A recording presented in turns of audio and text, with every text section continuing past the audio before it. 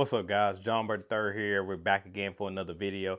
And in today's video, we're going to talk about my tournament recap from Santee Cooper. So the video that y'all saw last week, we're going to talk about the baits that I used, setups, the whole 9 yards.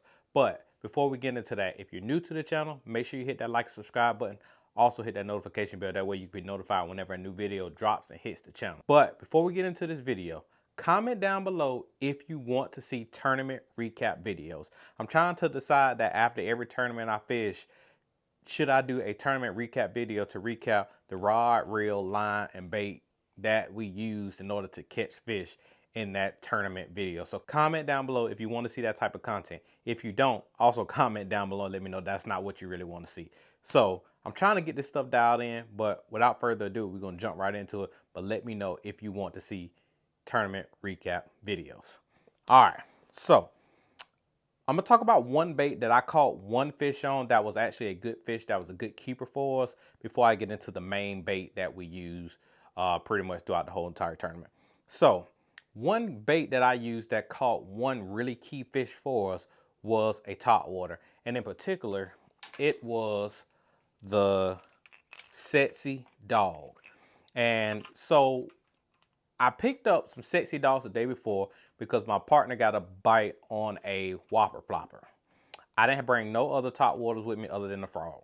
So when I go to Santee, I want a frog. I don't think about bringing walking top water baits. But he also was throwing might have been a 6 cents walking bait, whatever they call their thing. So I was like, all right, when we went to the tackle shop to pick up some stuff that we think we might need, I went and picked up a Sexy Dog. I picked up 2 of them. And as you will see in this clip right here, I fired a Sexy Dog out there, couple twitches, bam, catch this good fish. Check out this clip. You're thinking about it all wrong. Dominion owns their gas facility from the street to the house. The homeowner owns the facility from the meter to the house, in the house. Dominion does not run customer fuel line. Dominion just runs their line from the street. So if there was a leak or something happened to it, Dominion's not responsible. I think I understand. Monday, I can help you out. I got a couple things I got to do, but I can come by there and build a piece and strap it for you. Get the net.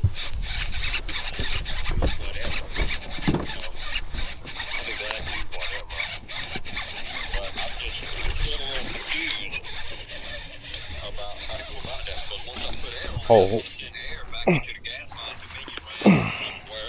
No, the meter's not hooked up. The meter is what connects the fuel line to the Dominion line. Right. No, you don't do nothing with the Dominion line. You gotta have a line for the meter to tie into. You have nothing for the meter to tie into. Oh, Sexy Dog getting it done. That's right, but we don't hook directly up to an appliance. There has to be a fixed fuel line there strapped to the wall, connecting the water heater. There we go. Oh, I'll do it for Dog. you. Don't worry about it. You confused. Sexy Dog, get it done. We got the first one in the boat. I'll show you. Thank the good Lord. How about a 2 and some change? I'll come over there early. Early, like what, 8:30? All right. So when it comes to the setup that I use in that particular clip, I was throwing the Mark Zona Light Jig Ultra Rod. Now, you've heard me mention this rod before when I talked about the Magnum Hammer. So this rod is a 7'3", medium heavy power mod fast action, and that's what the Magnum Hammer is. So, but this rod is a rod that Zona uses for light jigs, ochos, and stuff like that. But you can also throw top waters, you can throw traps. It's a very versatile rod. This is a rod that I mentioned when I said that if you ever go fishing with a buddy and you're gonna bring one rod, this would be the rod. So either the Magnum Hammer or the light jig ocho rod, which is in the Signature series. But that was the rod I used. This rod has a good bit of backbone, but the mod fast action gives you the play in order for you to be able to play that fish especially when that fish gets close to the boat and it starts digging. So the line that I have on here is 50-pound concha braid. You might be thinking, why would you want 50-pound braid on a walking top water bait? I've seen people break 30 just making a cast. So I'm trying to eliminate that. 50-pound Contra braid. That's what I use. And when it came to the reel, I went with the staple, the $99 speed spool. So this is the Gen 2. So that is the reel that I use. That's the setup, that's the rod, that's the line, and that's the bait to help me catch that one key fish. Now, the main baits that we used to catch fish was a swim worm. And I had two different setups that I actually used, and one of them I don't have with me, but I had two key setups that I used. The main setup that I actually used, and this isn't the exact rod, but it was a custom light rod. I actually borrowed my buddy Hunter Jenkins. I borrowed his. It's the Carolina rig big worm rod, if I'm not mistaken. It's a 7'6" medium heavy fast.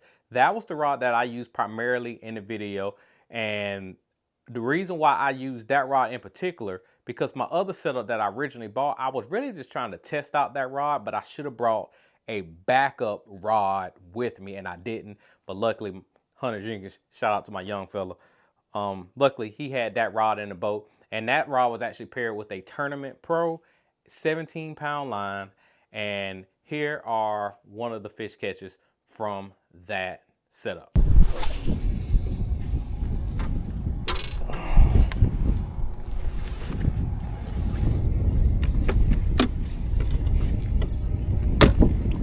Sun gets up, I'm gonna use that watermelon a little bit.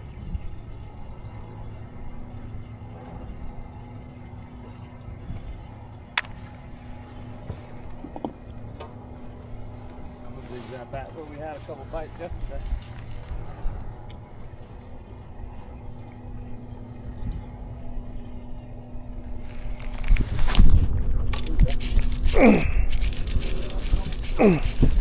Easy, brother.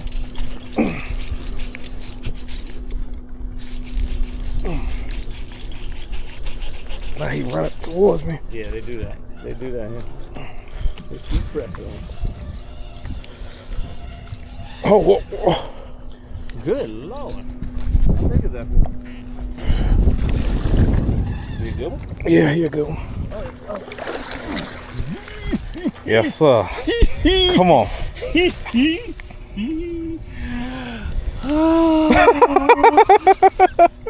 Let's go.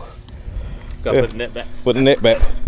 Now, why did I want that particular setup? My original setup was this one right here. It was a custom with the new Paramag RX braking system. If you haven't heard about this, you need to go check this out, because this braking system in this reel is legit. Basically, it helps you minimizes your backlashes to a very minimum. Trust me. But anyway, I had this set up, the custom, on the Team Lou Signature Series Mark Rose Carolina rig rod. This rod right here is, it's like 98% backbone and 2% tip.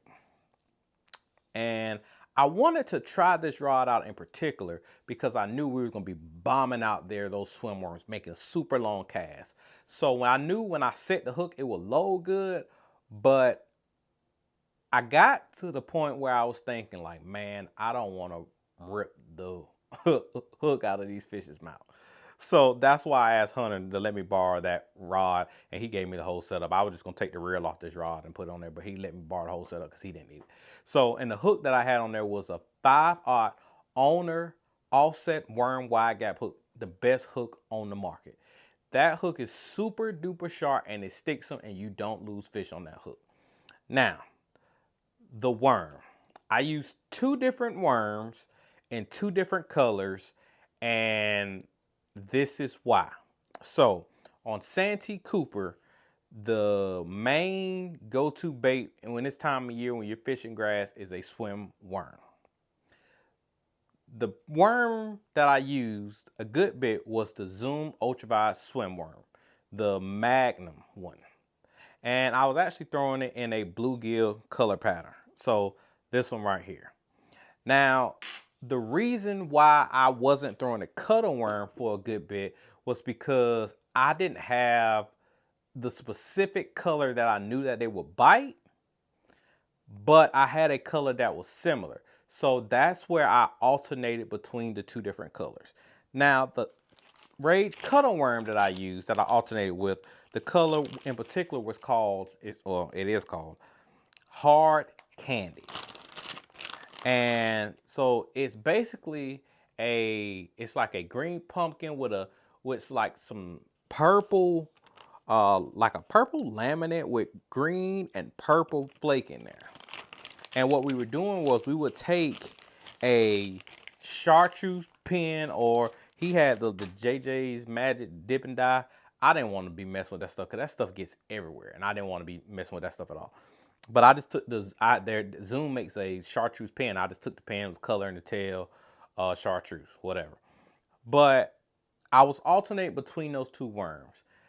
Now, I didn't think about this ahead of time, but the color that I believe in the Strike King lineup that would have worked was Blue Crawl Red Flake. Because it has the green pumpkin, it has the hint of blue, got some red flake in there, and then you dye that tail chartreuse. It would have worked just as well as the Zoom, the bluegill colored pattern swim worm that I was doing. And luckily I had my buddy pick up some of those for me, the Zoom worms, because I didn't have any. But I knew that there was a staple down there. So sometimes, depending on the lake that you're going to, you have to adjust to throw the baits. And sometimes, I'm not a diehard color guy, but sometimes you have to, when in Rome, do as the Romans. And so that's why I picked up a bunch of those, and I also had these backup Rage Cutter Worms. Now, it was interesting because in practice, I caught a good fish on the cutter worm, and even in the tournament, I caught some key fish on the cutter worm. But the main worm it seemed like they wanted was the ultraviolet swim worm. Don't really know why, but when you're talking about bass fishing, you got to give the fish what they want. Just being 100% transparent. Now, this is the interesting part. You will notice as I'm working the bait, normally with the swimmer, you chunk that sucker out there and you wind. Well, the day before in practice, that late that afternoon, there was a very bad storm that came through. Like when we were out there practicing, there was a lot of fish blowing up. There were mullet jumping, all of that. Because if you know Santee Cooper, like it runs through the Cooper River and connects to the Atlantic Ocean. Well, there were giant gizzard shad and there were mullet that were jumping in practice. And then you could see the largemouth busting as well on top of the water. Well, tournament day came after the storm went through. There was no surface activity at all. And so I started chunking the swim worm out there, and I was like, man, I think these fish are holding closer to the hydrilla and sitting closer to the bottom. I don't think they're just cruising around, and I don't think they're really trying to feed like they was the day before in practice. So while my partner was on top with a walking bait, I picked up the swim worm, fired that sucker out there, and I dragged it over the hydrilla.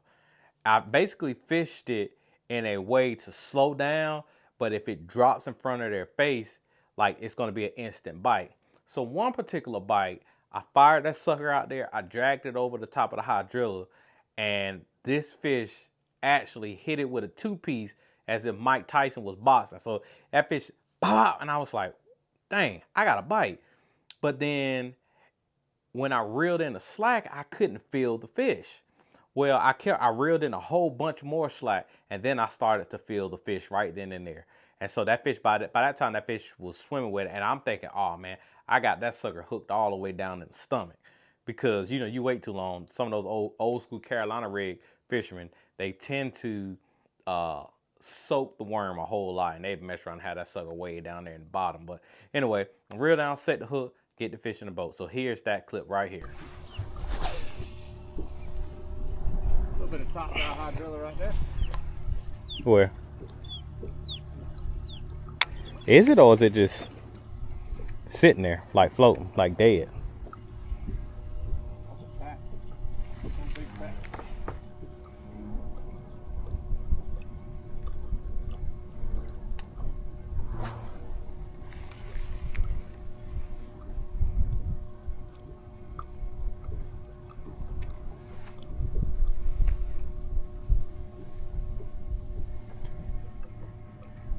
Oh, I got a bite. See? I think so. Oh, he. Oh no. Come back one. Yep. He might got that sucker choked too. There you go.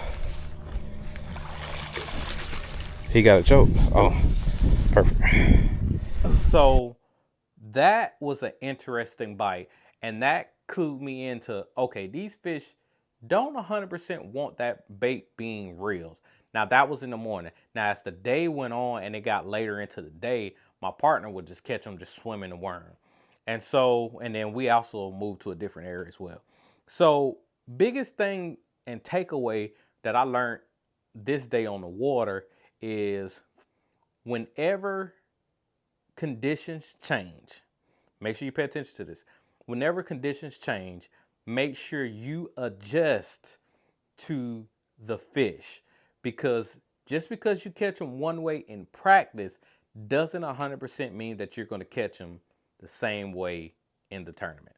So within less than 24 hours, the bite changed the way that they wanted the bait to be presented to them.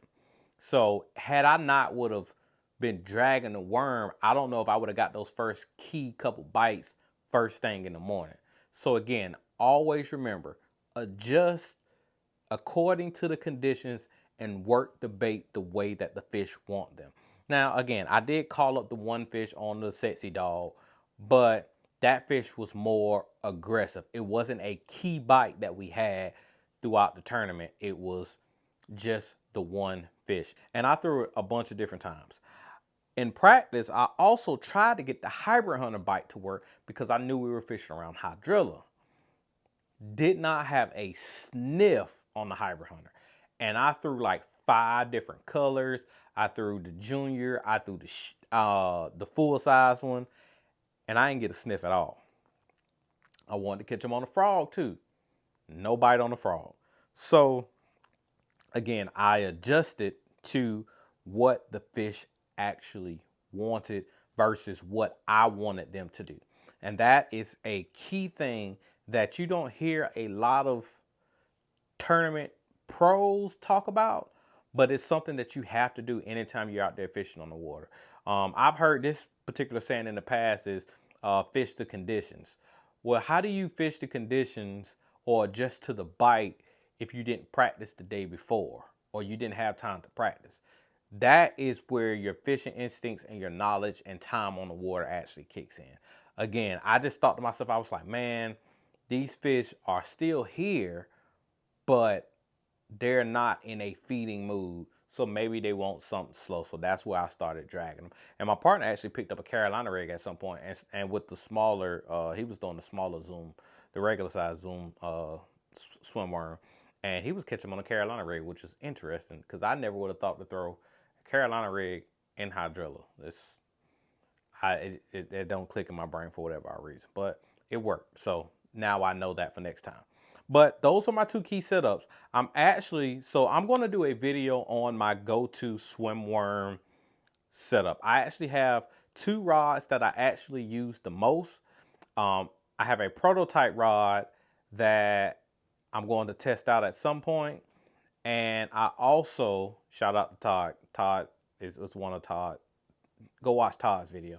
So, and I'm probably going to order that 7'6" medium heavy fast Carolina rig custom light rod. I have the Mark Rose swim bait rod. I think for me that rod feels a little different than the custom light. I like the custom light a little bit better than that particular rod, that Mark Rose Signature Series rod. So I'm probably going to order that Carolina rig custom light rod because that rod there was fire. The grip felt great. I love the grip texture. The rod didn't feel like it was a 7'6". It felt a little bit shorter. But anyway, I'm going to do a video on my swim worm setup that I use. Again, I have 2 specific rods that I use the most generally, but I wanted to try out the Carolina rig rod to see if that will work.